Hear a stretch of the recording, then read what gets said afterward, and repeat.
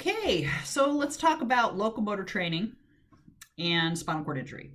So some of you may ask, well, what's locomotor training? Why don't we just call it gait training? Well, locomotor training is kind of the bigger word that encompasses all of the different techniques and everything that we can do to gait train people. That would include robotic walking, that would include partial body weight support walking on a treadmill, and so on and so on. So gait training is the skilled portion of what we do. But it is not ambulation, so don't get those two confused, okay? Because ambulation is something that does not require skill set. Gait training requires our skill set. We work on improving quality of gait, cadence, step length, and just movement quality overall. Locomotor training is all of the fancy schmancy stuff that we can put into that to achieve gait training, okay? So we talk about two things in this video. I'm going to talk about energy cost, and I'm going to talk about orthotic management, kind of general rules. So let's talk about energy cost. So the energy cost of walking is something that you need to understand and consider when you are working with spinal cord injury patients. The reason is that you guys have all learned about metabolic equivalents, or METs. METs are how much energy and activity requires, or how many calories it burns, or how hard it is, okay? So a higher MET level activity is harder, and a lower one is easier. So just sitting around every day is like not doing anything, like what I do all day now. Working on the computer is like 2 METs or something, and then just doing an easy jaunt or walk and day-to-day activities, 3 METs, and then sports go higher and higher, and like your really high MET sports are like 12 METs. So that's your metabolic cost to do an activity. And then you also, the other half of that picture is what kind of aerobic capacity or do you have to do the activity. So normal aerobic capacity, we refer to that as VO2 max. I don't know how much exercise physiology you all have had, but that is something that is measured, and you've heard this in athletes that they have really high VO2 maxes, and that's why they can do these activities, these high MET activities, for long periods of time. So to make it very simple, you have an activity with a MET level here, and you have a VO2 max up here. You see there's all this room in here, which we would call reserve, or functional reserve in the case of activity level. And the bigger this gap, the longer you could do that activity for. Okay, so now let's assume that your VO2 max because of an injury drops, like a spinal cord injury. So now the reserve of that same activity is a lot smaller, so it's a lot harder.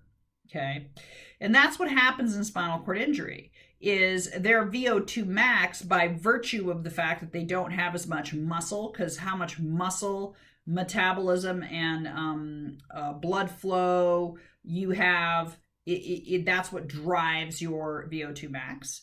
So how well you metabolize and can get blood around your body, that all has to do with the muscles. So the VO2 max on our spinal cord injuries drops automatically because they don't have as much muscle going for them. And then the activity of walking, which we're going to talk about, is the standard level of walking, which was here, is not what they do, because in order to walk with a spinal cord injury, the energy cost is increased significantly. And so walking, depending on what kind of brace combination they're using and depending on what kind of strength they have, the energy cost of that can double, triple, or quadruple to what it normally was. So now their reserve dropped and the other thing came up, and it actually may be right there, there's no reserve. And so they can't do it for very long. And so there's going to be an article a little bit later where we'll talk about gait velocity and its prediction for whether or not somebody's going to be a successful community ambulator.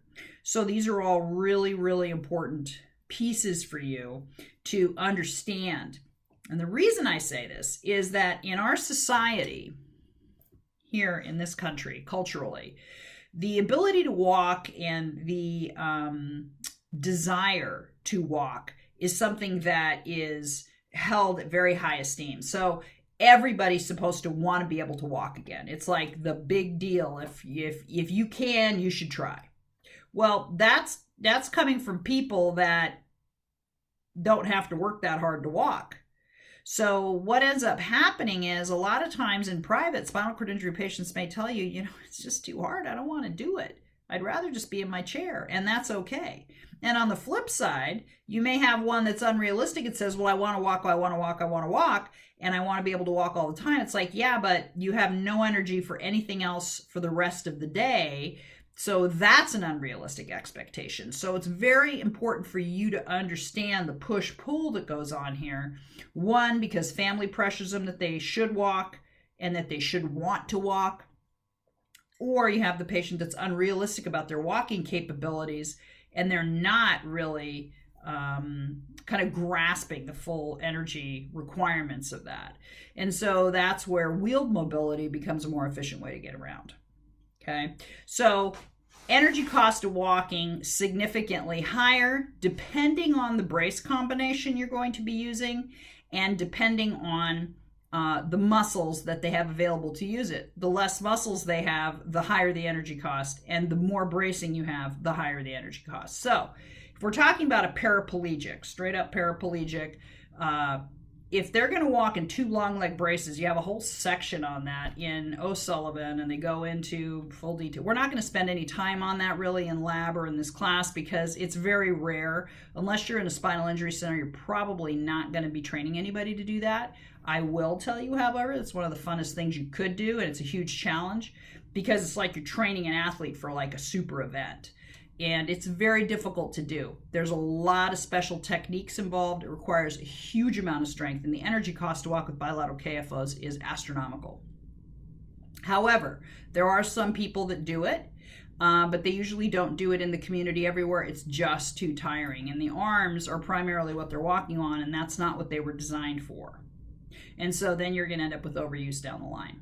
So really walking with bilateral KFOs is not really a functional community way to get around. It's rather a way to walk for exercise. Now, the minute you cut one of those long leg braces down to an AFO, a short leg brace, and 1 KFO, the energy cost dives significantly.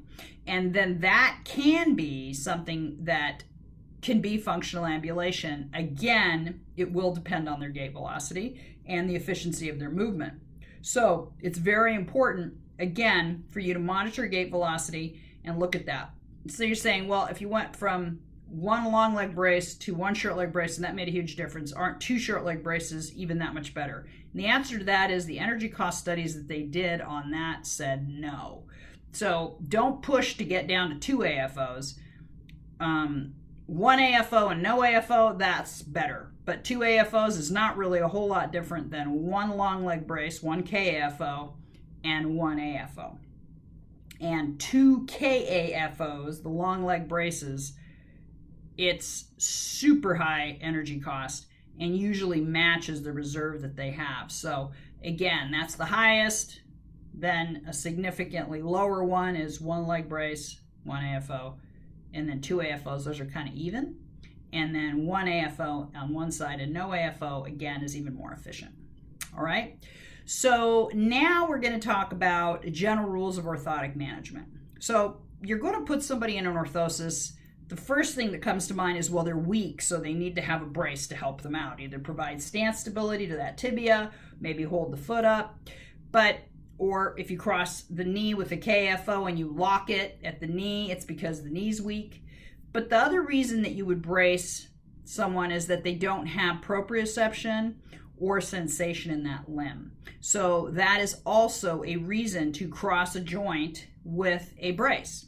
Very, very important to know that. And then if you have a combination of weakness and sensory impairment, that's another reason to cross a joint. When I say cross it, I mean you're going to cross that joint with the brace. Ankle-foot orthosis is crossing the ankle.